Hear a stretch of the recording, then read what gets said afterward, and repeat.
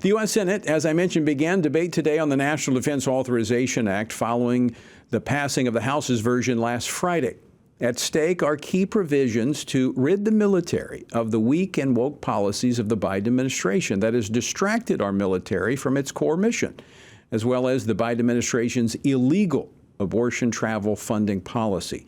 Joining me now to discuss this is Alabama Senator Tommy Tuberville, who has put a spotlight on this issue. He serves on the Senate Armed Services Committee and the Senate Committee on Veteran Affairs. Coach, welcome back to the program. Great to see you.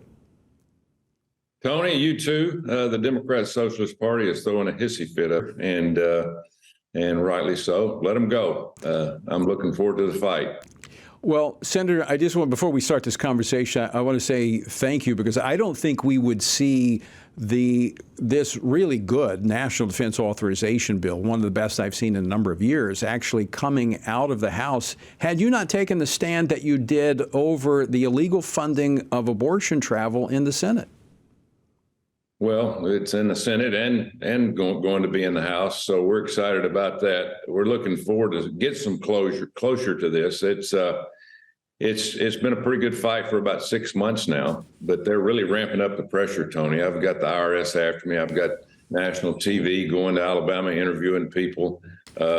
It's just one thing after another now. They're throwing at us. They're coming at me from the Pentagon, the White House.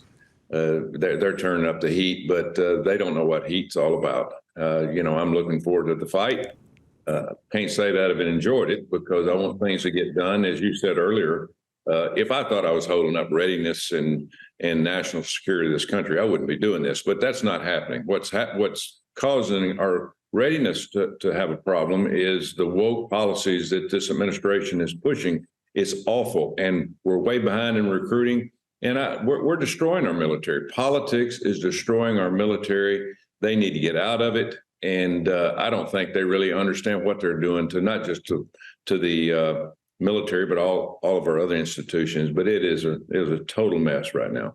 Now, Senator, as you said, there's a lot of pressure, a lot of heat coming from different avenues here in our nation's capital. But today, the White House press secretary, Karine Jean-Pierre, kicked off her press conference by calling you out by name. And we've got others calling you out.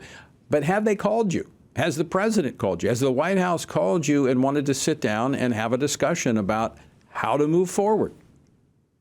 I have not talked to the president. He from Helsinki or Lithuania, somewhere he was at last week. He called me a bunch of names instead of, you'd think if you wanted to sit down and try to work a problem out, you would be very careful with your words. But all the way across the world, he was hammering me about how ridiculous it was what I was doing. But, that's his opinion. But I'm standing up, for the unborn, and I'm standing up for the taxpayers of this country. That's what I'm here for. I'm not here to represent the President of the United States.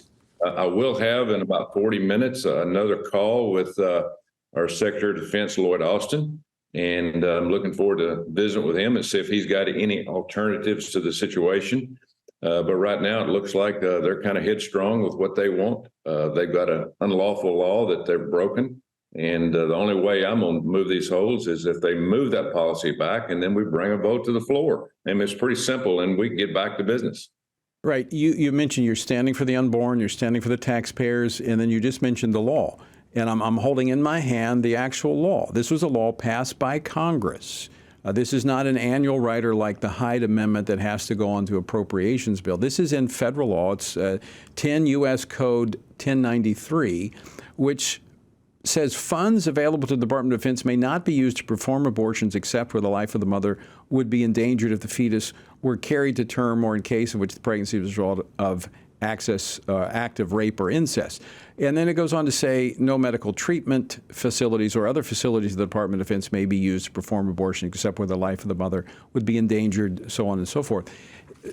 These are elective abortions that are being facilitated with taxpayer dollars. This is a violation of the law. And Tony, the Democrats brought that law to the floor, voted on by Joe Biden himself.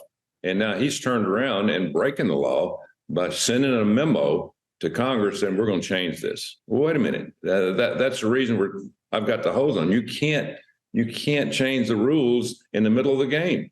And that's exactly what they're doing. They could care less about the Constitution. They have stomped all over our Constitution in the last 2.5 years, and American people should be outraged. And I want to say this: we're getting ready to have a full week off period for all the congressmen and senators. Call your congressman, call your senator, and let them know how you want us to handle this. Are you for this or against this? And I would think that most people would be for what we're doing and trying to stand up for the unborn and the taxpayers of this country. But we need everybody's help. We need to put the pressure on the administration and put their feet to the fire. And I think that it will make a lot of difference. All right, very quickly, Coach, before we run out of time, I know you got to move on.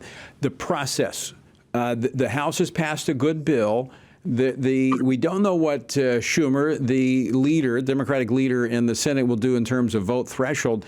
What's the best approach? Isn't it simply for the Republicans in the Senate to stand with what the House has done on all of these issues, including removing the ability for them to spend taxpayer dollars to facilitate abortion? Exactly. We should be the same.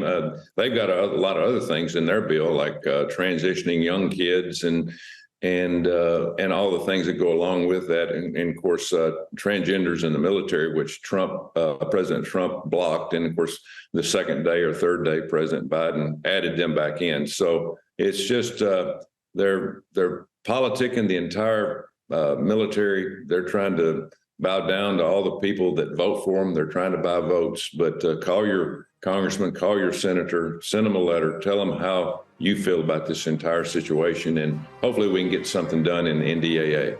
All right. Well, Senator Tommy Tuberville, I want to thank you again for not only coming on the program today, but for your stand for the unborn, your stand for the taxpayer, and your stand for the law, for the truth. Thank you, Tony.